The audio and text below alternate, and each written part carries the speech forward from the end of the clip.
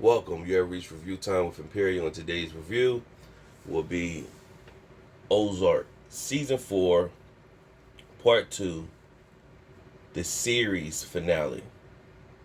Let's get into it. So subscribe to the channel, like the video. Let's go. Now, those of us that have been fans of Ozark have noticed this has turned out to be a great series.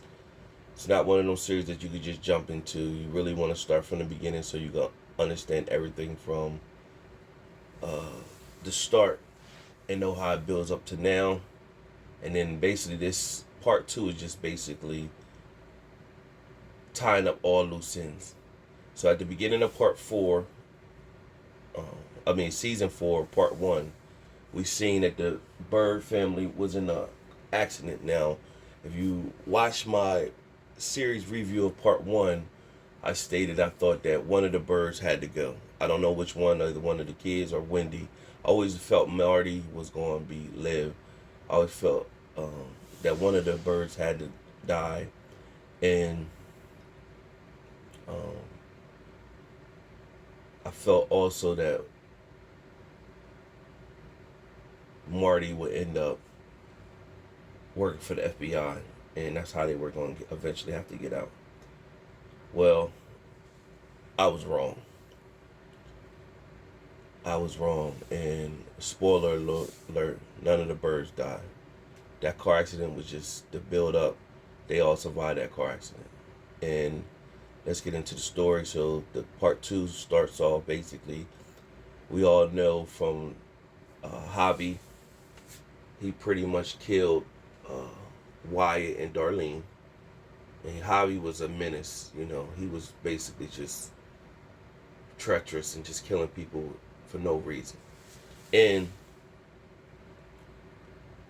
Ruth wanted to get back, and we all wanted Javi to die. So she went, she found out that the birds were meeting with Claire Shaw and Javi to do some business deal in Chicago. Jonas and Charlotte Charlotte really ended up telling her. Jonas didn't really say nothing. And so Ruth went on a mission to Chicago. She showed up, she did her recon, seen them, and at one point it showed her show up in broad daylight and shoot them, but it was just her daydreaming that she shot them in broad daylight. Nevertheless, she did her recon. She ended up showing up to Marty, seen her standing outside of the building. He approached her pretty much, trying to defuse her, but she need full alone get back to be at peace. So as she pretty much showed up to the office at night, threatening Claire to shoot Claire, Marty said, I thought you was going home. She was pretty much like, no, you told me pretty much to go home. That's a difference. So after Ruth said her spiel,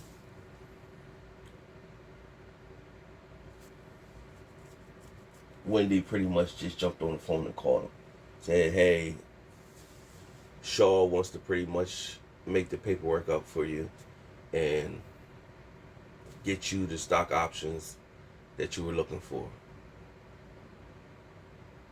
He shows up. As soon as he shows up, Ruth got her get back and killed him. Left. Now, it's started a whole train of events, because now what happened from there is Javi had a good relationship with his mother, Camille. And Camille was always worried about him, how he was moving. And she ended up, he talked to her right before he went to Claire's office to sign on papers. Now that becomes valuable information later on by the final episode rather. So nevertheless, everybody's looking for Javi, and everybody's saying they ain't seen him. Of course, they got rid of the body. And of course, Wendy and Marty is so used to death at this point, they just start doing cleanup right away. They never showed where they disposed the body at, but they just went and cleaned them all. Meanwhile,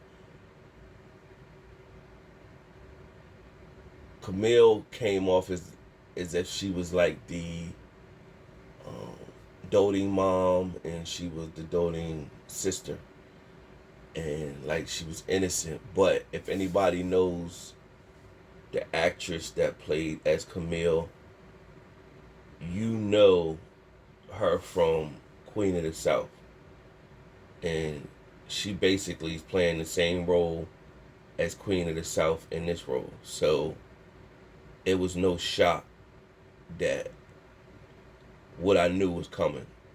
But everybody that might be watching this for the first time probably just was, thinking, oh, well, they was kind of shocked that the mom basically was getting ready to go full vicious mode. But I wasn't, because I already know her character, and so I know when I first seen that she was cast, and the actress name is Veronica Falcon. When I first seen that she was cast, I said, "Oh no, she's she's coming to wreck some stuff, and basically she played the same role." Nevertheless, Ruth got back to the Ozark, and now they had to do damage control. So Camilla pretty much put a hit out on her brother, Navarro. He doesn't know this yet, and don't nobody know this yet, but Navarro pretty much sent Marty to Mexico to fill in for him, look over everybody's books, and in the process of that, the hit was placed on him, and he was stabbed up pretty good, went into a coma. So they couldn't let everybody know, and Camilla kept saying, "I want to," like she's feeling like she's in mourning for her son, and feeling like she's pretending rather, and I want to see my brother. He needs to see me. She already knows she put the hit out on him. Marty can't see it at the time, so he's pretty much going through the records and the books, and he did find one of Navarro's men was skimming money off the top, so he became prime suspect. Meanwhile, when Marty gained suspicion on him, Camilla seen that as that's her out, because she was able to tell Marty like she was the henchman. He was pretty much always jealous of Navarro. He was mad that Navarro chose Javi to be his replacement and stuff like that. So Marty had him pretty much tortured. By him torturing him, he ended up just confessing that he the one picked the hit out or whatever. Now, what he never gave up tape was saying, the details of him picking the hit out. Like who it came from. He never put that out there. But Marty did notice something when he was giving out information. He did notice that he seen Camilla talking with the lawyer of Navarro. So he didn't put two together till after the fact that she was behind the hit and who he was actually dealing with.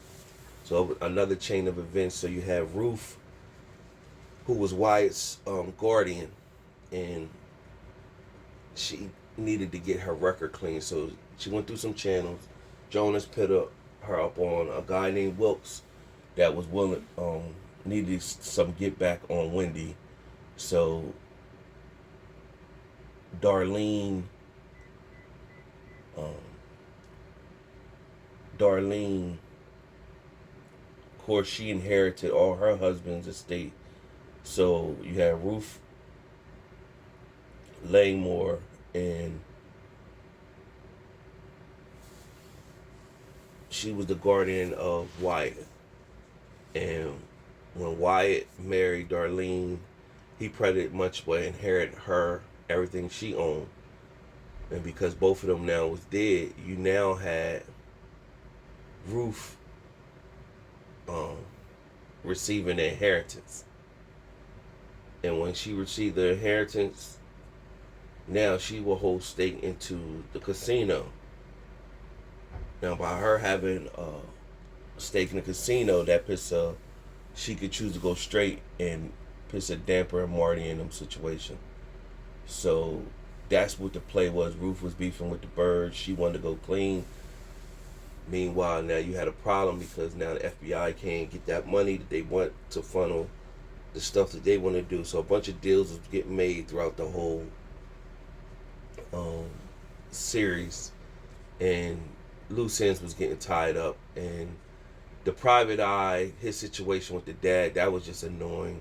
The dad pretty much infiltrated and got into Jonas and Charlotte's head to get them to convince them to go back to him. But the dad really wasn't a good character himself. He was a drunk and whatever. So the dad wasn't all that good that he was coming off to be. He found God and he found church, but he still had deep demons inside of him as well. He was part of the way Wendy was, the way she was. So you basically, we all could have dealt without Wendy as well. A lot of us probably looked at of all. If the birds was going to die, we was going to see Wendy, because Wendy did a lot of. She made a lot of moves. She was playing chess and she was cruel. She was cutthroat, and her character. The actress that played Wendy, she really did her thing with that role. She really killed it, and I drew a blank for a minute. Yeah, she really killed that role, but Wendy was a piece of work. All throughout, from season 1 to now, all the way up into the end. Wendy was a piece of work. So nevertheless, the kids was very good with the grandpa. Wendy had a mental breakdown and pretty much checked herself into the psychiatric facility and pleaded with her dad not to take her kids. The dad pretty much told her, "I'm not going for your crocodile tears." And Wendy went into defense mode. So meanwhile, they got this play going on. At one point, it was Navarro supposed to take position. Then they thought of having Camille take position, and they let Camille know that we know you don't want to put the hit out on your brother. And basically, they telling her the deal is still being intact for you to run the cartel. And she pretty much went and seen her brother, and they was trying to tell her, "Don't go see your brother one last time," and she did. And when she went to go see her brother, he pretty much, she brought up their past when they was little kids and stuff like that. So she's reminiscing, and that triggered Navarro to know by her seeing it, his asking about the past. That let him know that was her way of saying goodbye, because she was reminiscing with them face to face. He did tell her that he didn't have nothing to do with her son calling a hit on her son. So that triggered her to not let it go. Something else is not being told what happened to the disappearance of my son. So they pit Nelson, who's been like Navarro's main hitman throughout this whole ordeal. Of course, we know Nelson was the one that killed Ben. Now, they finally did do a flashback, because I guess a lot of the fans was wondering, thinking, well, did they actually really kill Ben? Because Ben could have been pretty much, because they never showed Ben's death, and Ben could have really, they just held him up. They did show Ben's death, and Nelson was the one that did it, of course. So, got that out the way. Nevertheless, Nelson was following Ruth at one point, and then he left. And then when Ruth thought of who it was, she called her girlfriend and pretty much told her, "Yo, you need to get out of there." By that time, Nelson had already pulled up. But Ruth told her what to do. Now, Ruth told her, grab a gun out of the closet, go up on top of the trailer, and then when you go up on top of the trailer, he won't see you, but you'll see him. And when he got out, Ruth just pretty much told her keep calm, and Ruth shot him, Nelson, and then shot him twice, killed him. Ruth at this time of the series, she was putting together her, finally turning that area with the 3 trailers and all that, turned that into a mansion. So they were at the part where they was building the pool, and she pretty much buried Nelson underneath the pool. So that, Nelson, I guess that's part of them tying up loose ends. And the father ended up not getting the kids. They end up staying. Nobody's leaving. The PI, he was another, oh my God, the private eye. He was another piece of work that area. He was annoying. He just wouldn't let up. So eventually Wendy and Marty went to his old job, paid off the police chief, and donated a big fund. They donated a big fund to the police organization, plus bought the police chief a boat, and got him his old job back. And he really was fighting for years to get his job back. He was a cokehead, and eventually that's what they did. They gave him a deal, and he knew he could have pushed forward. And he told the old FBI lady that was with the FBI and told her, and she was like, well, you know what you're supposed to do, right? You do what's right, but he didn't follow. Never left. He left and took the deal. He left and took the deal. So the grandpa didn't have a leg to stand on to take the kids. Meanwhile, when the grandpa showed up to town, he came with his church organization. He had a woman that was with him that was a little younger than him, just a little younger. And Ruth, associate that handled the front desk, that was pretty much, he had some inheritance money, and then they showed him at the casino, getting drunk, spending all his inheritance, and Ruth gave him a job to be a manager at the motel rather. The younger woman that the grandpa had, that he was dealing with on a church ministry, she started taking a liking to him, asking him was he married, asking people was he married, and so you seen her the whole time eyeing him, and she basically getting her replacement for Wendy's dad, and she converted him to get baptized and let him fully believe in the church. And at the end, when the church was leaving, because they pretty much showed up there to look for Ben, and when they were leaving, he pretty much was going with the church. And then Wendy gave him a hug, and it was like a funny moment, because he was like, yeah, she converted me to go, get baptized, and to get my true calling. And Wendy said, yeah, that ain't all she want to show you, or whatever. And that was a funny moment. And that was, then in that situation, Wendy donated some money to her dad's,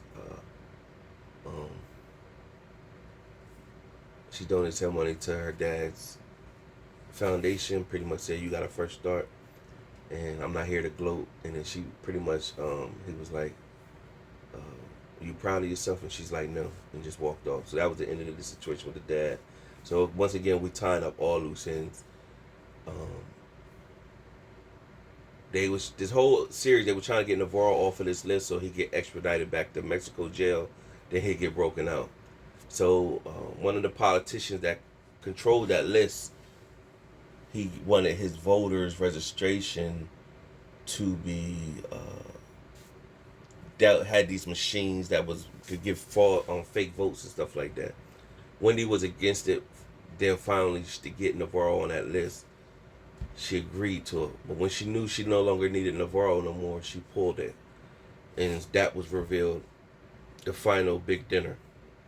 Once she was confirmed that everything, all the ducats was back in a row, Shaw was playing dirty at first, pulling her big contribution donation, but then she had to get back on board. Everything, the Bird Foundation was coming to play. The kids was back in full. They all moved back to Chicago, and Ruth would continue running operations with the casino, The FBI was pretty much looking at they would be still in tune with the casino money laundering. Camilla would be running the cartel information. I mean, it's information. The cartel portion of doing her part. Meanwhile, Wendy and Marty and the family would move back to Chicago. So you just looking at, okay, how is this going to end? Because it's still some time left. Everything's getting sold up. Ruth clean. She got her record expunged. She's running the casino now. Then they get to the final dinner. Everybody's there. Claire Shaw is there as well. And Camilla is now asking Claire, what did you say happened the last day of my son's, that you seen him? She telling her, at first you thought she was going to stand sturdy, because she did when she first felt the pressure, but Camilla told her, you should know I'm ahead of everything now. And if I find out that you didn't tell me the truth and what you know, the disappearance of my son, basically I'm going to hold it against you and I'm going to cut you from your cunt to your mouth. She got scared and just told it. Said basically, Ruth did it. I didn't say it because I was scared. I just got rid of the body. And she was like, who? Ruth that's here now? Oh, no. So, one thing Claire Shaw didn't do, she didn't say Wendy and Marty was there, though. So, she kept that part out of it. So, Camilla pretty much told her henchmen, see her, basically go kill her. And she pretty much told them if they warn her, they would be dead. And the kids would be dead as well. So, Wendy and Marty had to stay packed the whole night. Camilla eventually, Ruth said, I wanted to leave. Of course, her girlfriend that she brought back from Miami that used to run the bar a couple seasons ago, that she left. That Marty, when she ran the bar, and Marty had took over her bar pretty much and brought it back up to make money. She had moved to Miami, where she had a business running down there. So now she became the manager at the casino. So she was pretty much telling Ruth the whole series, like, you know, you deserve getting all this. You rich now, you deserve all that. And Ruth basically had this like last bon voyage with her. Basically, they were going to meet up later to watch a show. And when you seen that moment, you saw, you know, Ruth was out of here. So like I said, they're closing up loose ends. Camilla pretty much showed up when Camilla was already there. Ruth pulled up and Ruth went up to the car, said hello. Camilla came out of the shadows with a gun, and basically Ruth was like, well, how'd you know? Well, it's about time. And she pretty much told her that Claire told her. And you would have thought at this moment where Ruth was going to start spilling the beans or whatever, Ruth just stand back and like, I'm not remorseful for what I did to your son. He was a menace, and he killed my cousin, and I see where he get it from. And she pretty much looked at Camilla and said, you need to do what you gotta do, what you waiting for. Now Camilla was sitting there at first, and you thought it was gonna be a moment where Camilla just took it, but she didn't. She stayed pat and she shot Ruth. Problem I have with this moment right here, they did nothing with the character 3, which is the they call him 3 because he's the third of the Langmores, where he basically was the third. And I think his father was the second, then the grandfather, of course, the first.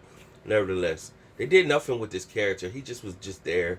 He had grew up, and they did nothing with the character. I kind of disappointed. I thought at that moment, 3 was going to come out of nowhere, because it really doesn't show where he was at this whole time, and he was going to shoot Camilla.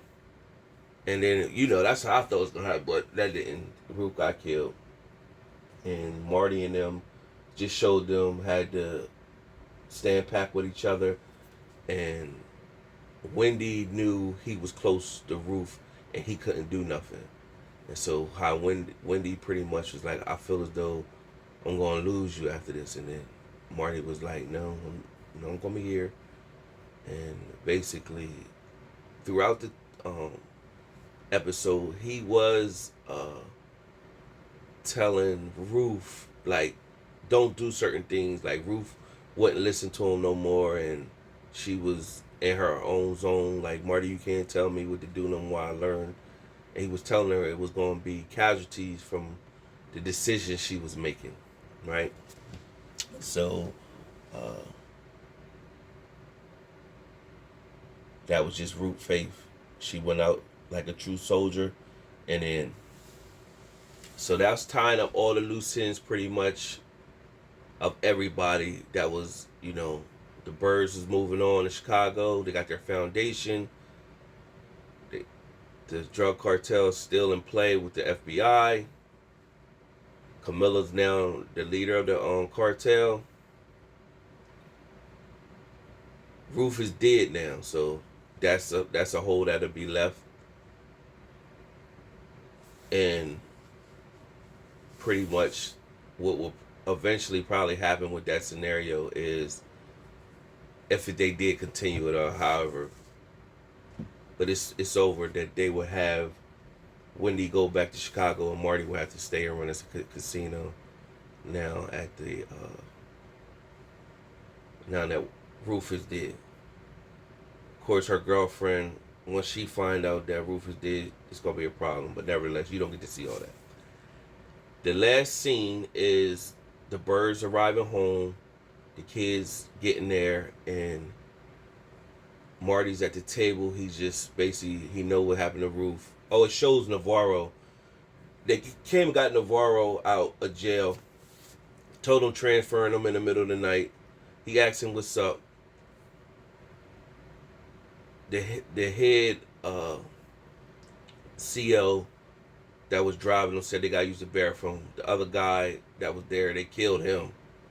And told Navarro, gave him a gun, pretty much told him, hey, it's a car up the street. Get going. Waiting for you up the street, get going. And gave Navarro a gun. Of course, Navarro thinking like, oh, I'm Gucci now. He started walking and he heard a gun click. So he turned around and he pulled out the gun, and pretty much at that moment it hit him. The gun he gave him, that was just so he could feel comfortable. He never checked for the bullets, no bullets in the gun. And Navarro got shot and getting shot in the head for the final kill shot. So Navarro was out of here. So meanwhile, back to the last scene. Wendy goes in and talks to Marty and started seeing that the glass is broken. And when they looked, the PI was back again, and he was sitting waiting with Ben's ashes. Remember, they had Ben's ashes in like a goat, like canister thing. And he said, basically, he gave them this whole spiel that these ashes, it dawned on me what this was. And he, your brother was in a ghost, and y'all put his ashes in here, and there's so much DNA in here and all that, teeth and all that. So basically, I'm gonna use this against y'all. They pretty much said, we give you money, and we give you money to start over. He's like, I don't want your dirty money, and it's not about that. So at this moment, you're looking like,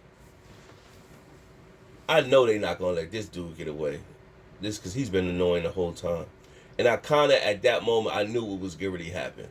I said, they're in so deep, and the kids didn't leave.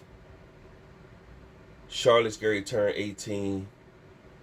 Jonas is 15. Or whatever. It's a family affair now. I said, they gonna let one of the kids get dirty. And sure enough, Jonas showed up with the shotgun, and the private eye was looking like, oh man, shocked. And the picture faded to the black, and all you hear was a gunshot. Now, maybe he could have turned that on his mom or whatever, but we just have to assume that he killed the private eye at that moment. And they fully in. So that was the end of Ozark. Still left some holes. Still left it open-ended. They could go away for Ozark, for real, could... This probably was taxing on the actresses and actors.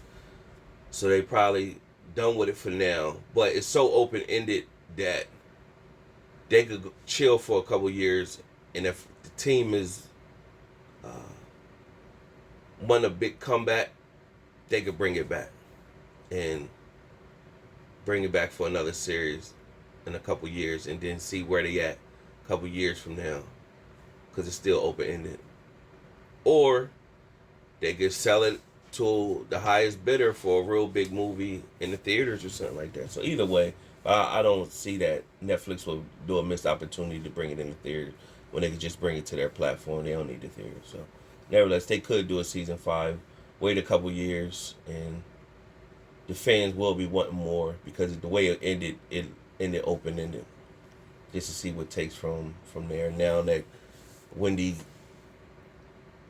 finally got everything fell in place for her to go to Chicago and everything. See her really come into full position. And of course, Marty been a doting husband and just played his position. Really, Marty's the true glue to everything, and smart as a whiz, but he let Wendy lead. What frustrated me through this whole, these people are they have millions. Marty, Ruth, all of them have millions. And what I thought would take place, and when I gave my opinion in part 1, is that Ruth was going to rally the troops in the Ozark. When she took over for Darlene, they got their own countrymen. That's, this is us and it's against everybody else. I thought she was going to do that, where she had her own crew, but she didn't. And as for them all to be dealing with millions, they didn't have their own security team. That didn't make sense to me. Everybody, Navarro, the FBI, everybody got their own security squad except Ruth and Marty and them didn't have their own security team. So at any given time, people were showing up to their houses unannounced, and you get to them, and y'all sitting with millions, and people that's surrounded by y'all know y'all got millions, and y'all know y'all got heat. Nobody should have been that accessible to them with that much money, and people know. They didn't have dogs. They didn't have, it was just crazy, man. Like when that whole element, that piece right there, maybe it is people that live like that. But this day and time, that when you see people know you got millions or whatever, and you got a lot of business going on, people can't be that accessible to you. And yeah, of course, people could say, well, Marty, he kept a frugal lifestyle. They drove around in a caravan, and they wasn't flashy, but they had millions. So really, the average person would just think they just do business.